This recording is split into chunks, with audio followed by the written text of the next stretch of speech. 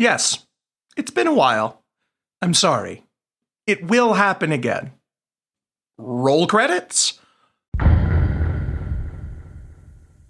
We dipped into Doom 2 a bit last time, but this time we're really hitting the ground running. Going through them in the order of the ones I have unlocked, we start at Map 04, The Focus. I'd seen it a bit last time, but this is the first time I truly realized that the enemies are randomized in Doom 2. The easiest way to notice this are two factors, the first being the presence of the Wolfenstein SS that are normally just in the bonus missions, and the other being how stupidly fast your health can just get deleted by a chain gunner that you didn't expect to be there. I don't have any keys for this map, so it's mostly just a run of clearing out the enemies I can and bouncing to the next stage, Map 05, The Waste Tunnels. This stage is full of holes and floors that lower when you step on them, usually into the warm embrace of a shit ton of demons. Of particular note is this hole that goes into a dark room full of hit scanners that will quickly obliterate you. Can't see shit, just fire laser. Okay, goddamn. I'm not particularly well equipped for this, so I do my best. I duck into the side room and end up getting stuck, randomly pushing walls to find a switch, and jump scaring myself with a cacodemon. Okay, editing Digi here, interrupting this broadcast for a very important announcement. I messed up my notes when I was writing the script for this one. This next section, I actually don't do until the stage after this one, but considering that the script file I am currently using to record this from is titled Episode 5 Script Version Final Stop Fucking with the Episode and Just Record the Clips.md, I'm not gonna go back and re-record it, so the video here is gonna have stuff from the next level, but it doesn't really matter because I do this a lot. Thank you. Bye-bye. Like and subscribe. Mwah! It's a hard-fought victory out of the dark pit of death, and I'm left with barely any ammo. It's here that I discover what I would eventually come to know as the hangar reload. Dying in a stage resets that stage, but leaving a stage saves that stage's state so that when you come back, the same monsters are dead, doors are open, and so on. So, if you leave the stage, go to somewhere you've already cleared or a stage you haven't made any progress in and die there, you respawn with a predefined minimum amount of ammo for all of your weapons. Then you can just leave and go back to the stage you were in earlier. With the power of the hangar reload, I clear out the rest of the stage that I can get to without any keys, then move on to Map 09, The Pit. You start the stage in a small pool of acid surrounded by elevators. The elevators then carry you straight into the fucking Thunderdome. The monster randomizer has turned this pretty dangerous start into a 0 to 100 high-octane death fest featuring you. Cacodemons, chain gunners, SS, and zombies all raining death upon you. Up here we go through this get-smart-ass hallway of doors and grab this key item that opens up what I can only refer to as every Mario Maker stage. Thankfully, I got the check. Well, I got the check in there. I don't need to do it again. After the death, we need to clear our way back to the moat room, but this time I decide to actually try to get in there and figure out what I'm supposed to do, and accidentally trigger two different bugs at the same time. The first one happens immediately, because the ground is supposed to lower here and let you onto the island. This doesn't happen, leaving me trapped in the instant death toxic pit. The second, that if you fire your weapon on the exact game tick that you die, you respawn with 0 health in the dead state, unable to fire your weapon or interact with anything. Restarting the game doesn't fix it, killing yourself from the menu has no effect, so I had to bust out the old game facts knowledge and id clip myself out of this hole and IDDQD twice to get my health back. It takes one more death to regain the ability to use my weapons, but with that finally solved, I figure it's time to hit the old dusty trail and get the hell out of this little Timmy enemy spam level. Map 10 Refueling Base is another massive enemy gauntlet we can't do much progression in.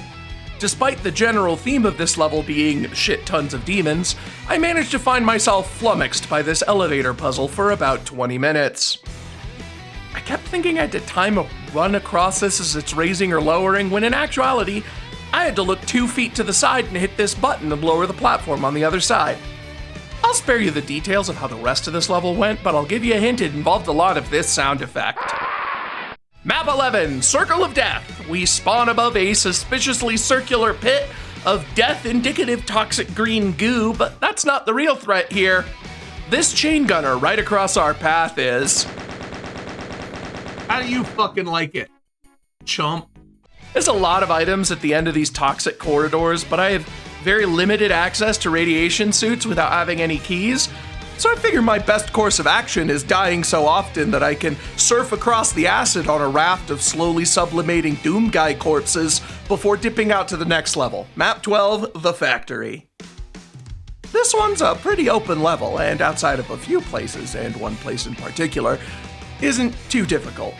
Here, we see the phenomenon of the enemy randomizer spawning 2 big enemies over spots that would normally have imps or zombie men, so they end up inside of each other, unable to move or attack.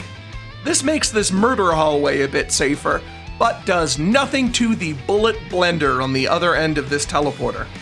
I physically cannot shoot fast enough to kill these guys before I get forcibly turned into a pasta strainer. My only hope is to go into the teleporter already firing my plasma rifle and hoping that I get good RNG on the chain gunner's wake-up timer. After half a dozen tries or so, I end up clearing it and getting a particularly interesting item. We go. Oh, The Factory, map 12, yellow key. I think I have that level. That was absolutely worth the... I mean, I want to say hell, but that's kind of on the nose. Oh, that's here. This is the factory. Oh shit.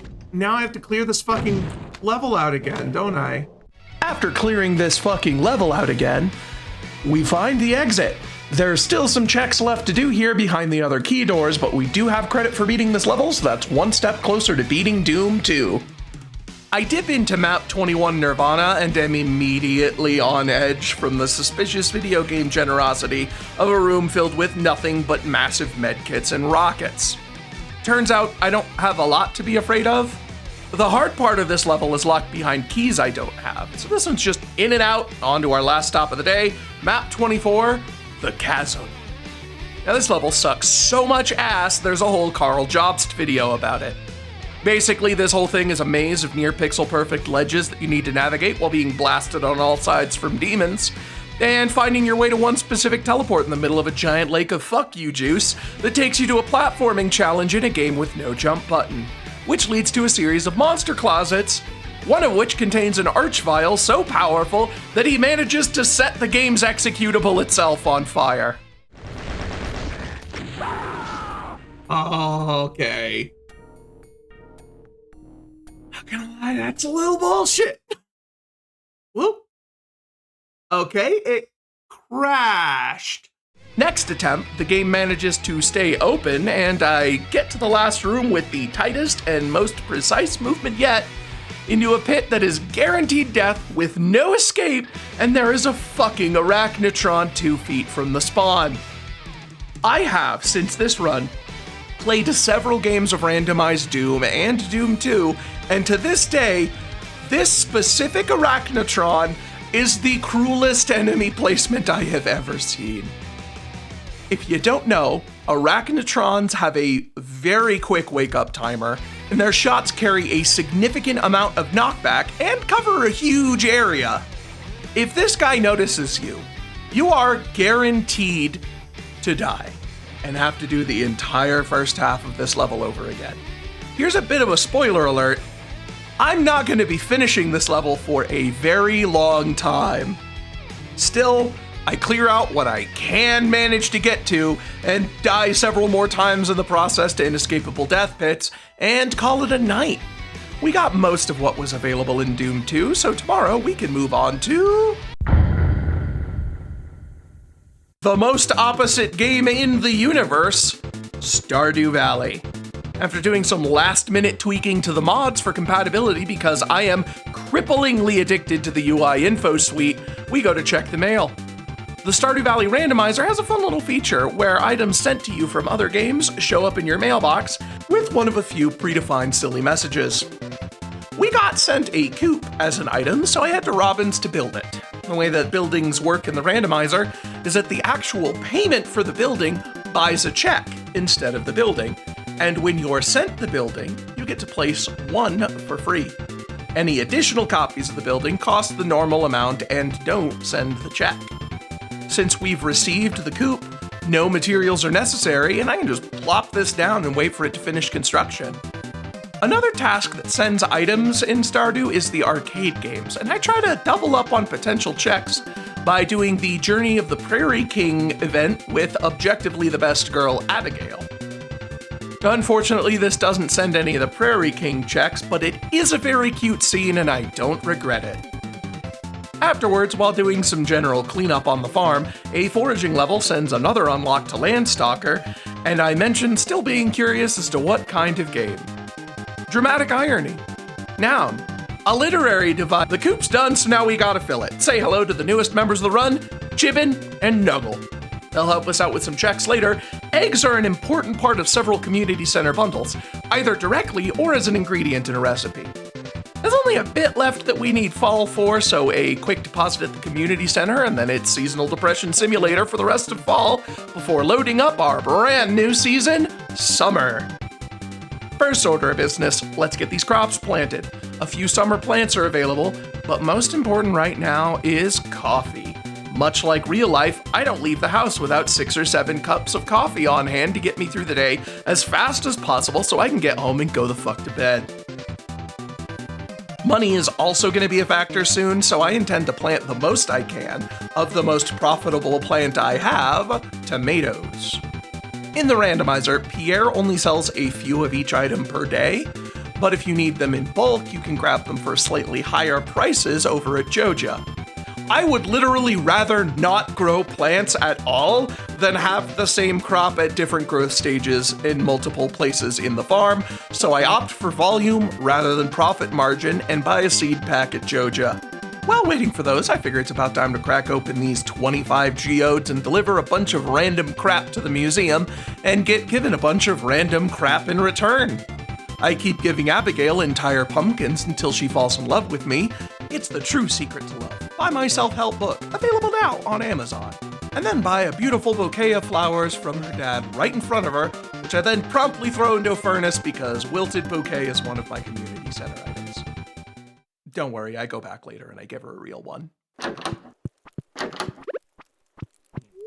Girlfriend, and have a pumpkin, and I'll see you in a week. Our first tomato harvest gives us even more items for Kingdom Hearts 2, but it's too late in the stream day to change games now, so I mostly just kill time by going deeper into the mines and getting the holiday check for watching the Dance of the Moonlight Jellies with my new low-maintenance girlfriend.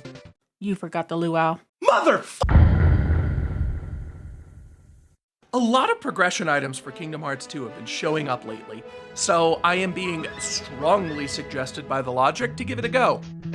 After choosing the objectively correct starting class, we end up rewarded for playing this game immediately, with chests in the hub having instant progression for Factorio, Undertale, and Sonic Adventure 2 just sitting in the lobby. Speaking of a lobby, how this randomizer works is by repurposing the Garden of Assemblage, the area that you'd normally find the data organization, fights, and final mix, into being a world hub. Each door leads to a different visitable world, and each visit is unlocked by a different item somewhere in the multi-world. The unlocks are progressive. So, for example, Twilight Town has 3 story visits, so there's 3 ice cream items in the pool. Getting any one of them gives you access to the first chunk of the story there, and once you beat that, if you have another ice cream, you can go complete the next story segment. Only once all of the story visits are complete can you tackle the data org fight that was supposed to be there, which you generally just hope doesn't happen in a randomizer. Now, this isn't my first time playing Kingdom Hearts 2, but it is my first time playing the randomizer. Also notable, it's not my first time watching the randomizer. So I try to do what my GDQ senpais have done in the past and start in the Pride Lands, since Lion Sora's abilities are fixed, and you tend to have a lot of combat options without having a lot of levels. It doesn't go well.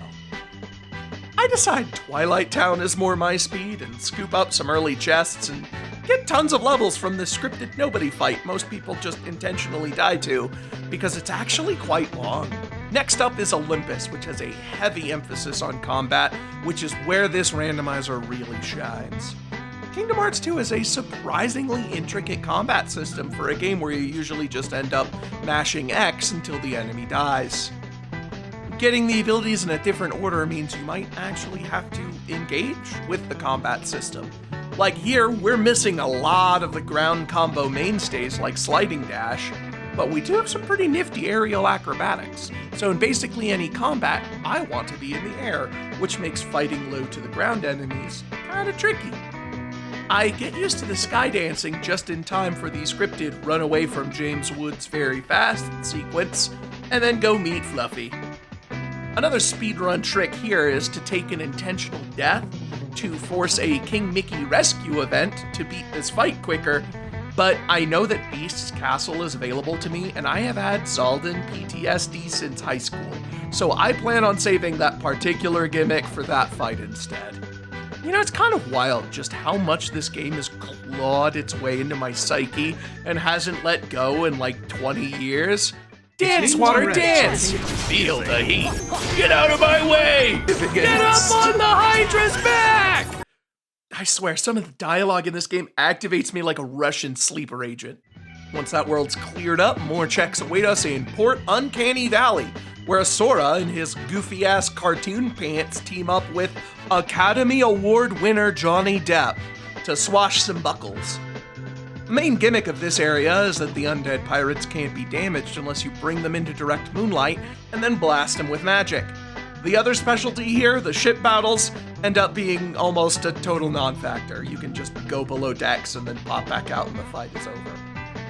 Every now and then there's like a mini-game fight, like getting rid of these exploding barrels that you can't skip, but they're still pretty quickly dealt with.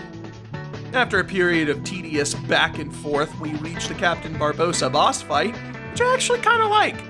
It's annoying having to track down the dark bug and then coax him into the light, and it sucks that he can just decide to ice Academy Award winner Johnny Depp in 2 hits and force you to restart the whole fight, but I don't know, it's just a really cool fight. It forces you to approach things differently. I don't know. I just think it's neat. Now, Disney Castle is a bit of a flash in the pan kind of world, usually just a brief speed bump on your way to Timeless River, but this place is absolutely loaded with chests, which means a ton of checks here. We're getting a whole bunch of Stardew Valley stuff, but I just did a big catch-up day for that one, and I don't want to switch back to it just yet. Timeless River is a separate unlock, though, so as quickly as we arrive, we're gone. Leveled up, geared up, I think it's about time to give Pride Lands another go. It goes exactly as good as the first time. I guess the speedrunners were right about the levels not actually mattering here, so I just needed to get good. Getting good achieved, we unlock the Lion Dash ability, which lets us live out our initial D Eurobeat dreams. Deja vu, I just been in this place before. Higher on the street and I know it's went. Seriously, why does Lion Sora move like this? Does he have little lion paw-sized heelys? Also, does anyone else think the Scar boss arena is metal as fuck?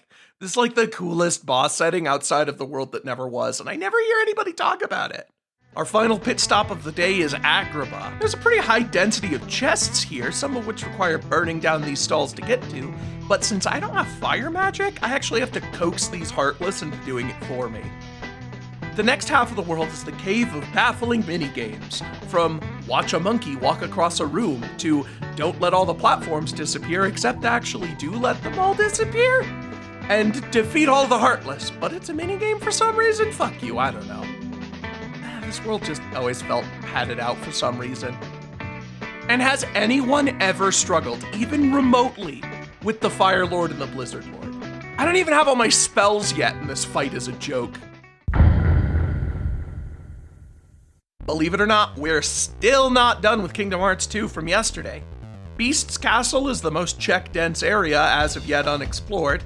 In a twist from yesterday, we are significantly over-leveled for this area, so most of our enemies just kind of explode. Despite our overwhelming power, these suits of armor are definitely impassable. Right. Can't fit through here, definitely. So we have to go play another minigame where we slowly push a cabinet. Despite having zero reason to assume it's a living being, and could have just easily converted it into wood chips by now, like all of those crates and stalls from yesterday, so really this sleepy fuck ought to be grateful we're even going through the motions instead of lining a hamster cage with her. Then we fight a door. Just some random ass door with arms. Followed by another fucking minigame, are you kidding me? You know, I think I'm finally internalizing just how much fluff was in this game. Cogsworth has to hold down this lever that makes the magic load-bearing lanterns come down from the ceiling, and we need to light them with Lumiere and tea for some reason.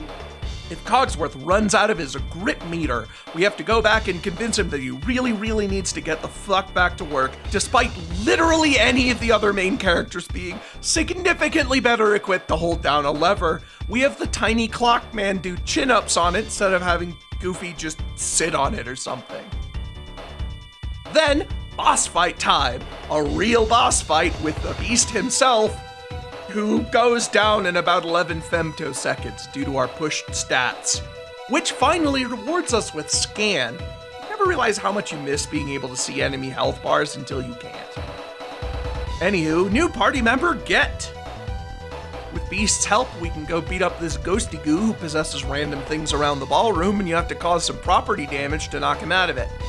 Then he goes into a phase 2 where he turns into a Final Fantasy summon and gives you a more traditional combat challenge, but again, we are thoroughly overleveled for this, so I spent some of the fight farming limits in limit form just to potentially earn some new checks from the level up. Unfortunately, we don't really get anything worthwhile, but it needs to be done in order to get access to the next part of Beast's Castle, whenever we eventually unlock it. A much better set of items can be found in the starting area of the world that never was. The bicycle for Pokemon Red, the Star Drop for Stardew Valley, Vikings for StarCraft, and the Wave Beam for SMZ3. Every single one of these is incredibly important for all of these games, and they were just kind of sitting there, waiting to be grabbed. However, without any unlock items, all I can do here is loop the first 3 screens. Turns out this is the area that you're supposed to start with, giving you a couple of items and some basic shadows to level grind off of until somebody else in your multi-world sends you an unlock. But since we already had a bunch of items before starting this game, we don't have to worry about getting stuck in gay baby jail. In an attempt to find out what the hell I need to do next, I discover that going out through the entrance of the Garden of Assemblage leads to Atlantica, which, thank God, contains no items with my current settings, so I don't need to deal with finding a way to cut around the incredibly copyrighted nonsense that is Atlantica.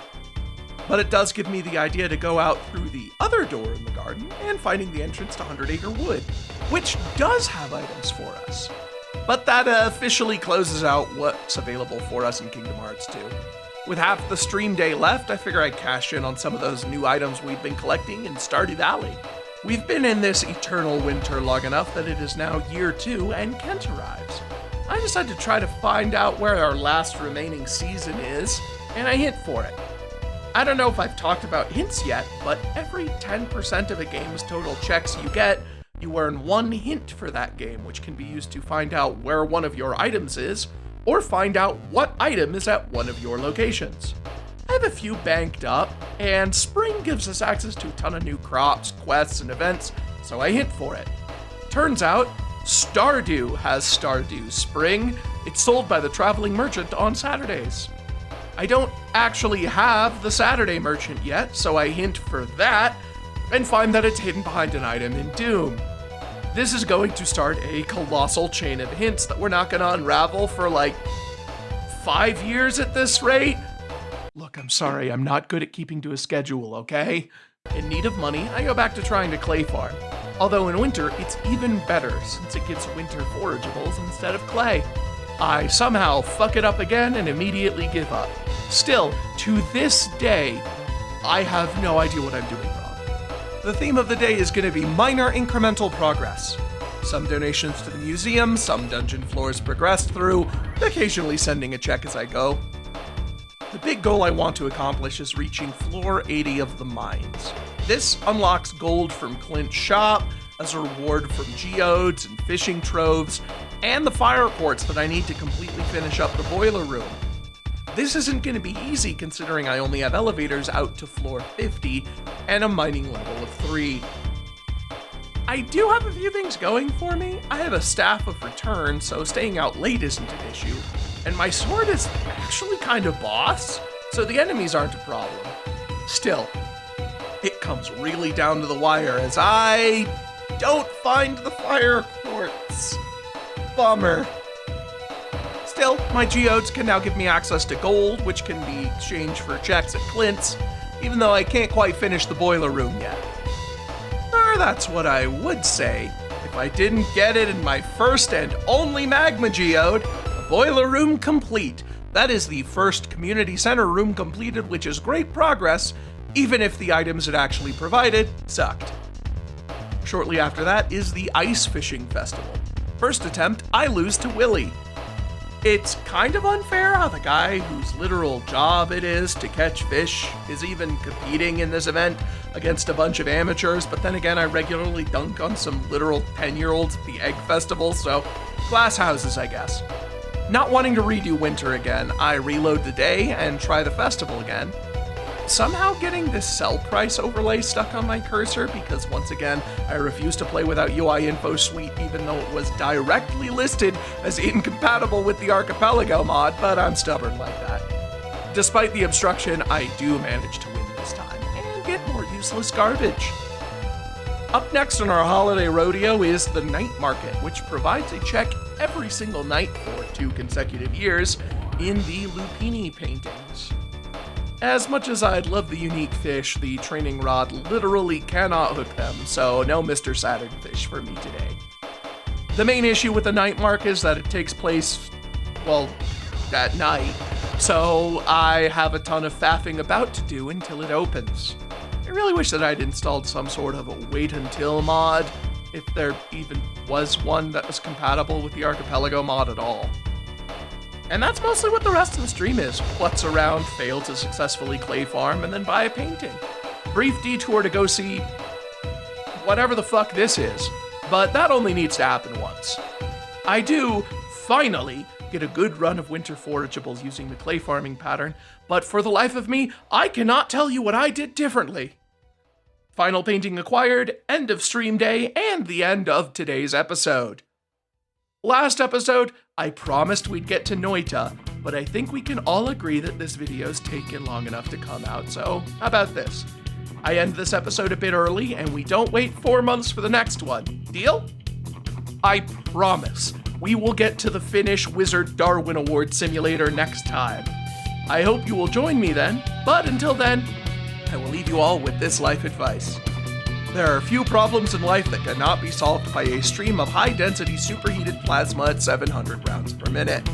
Try it on your relatives this Thanksgiving. I guarantee that one way or another, you won't have that problem anymore. Good night, everybody!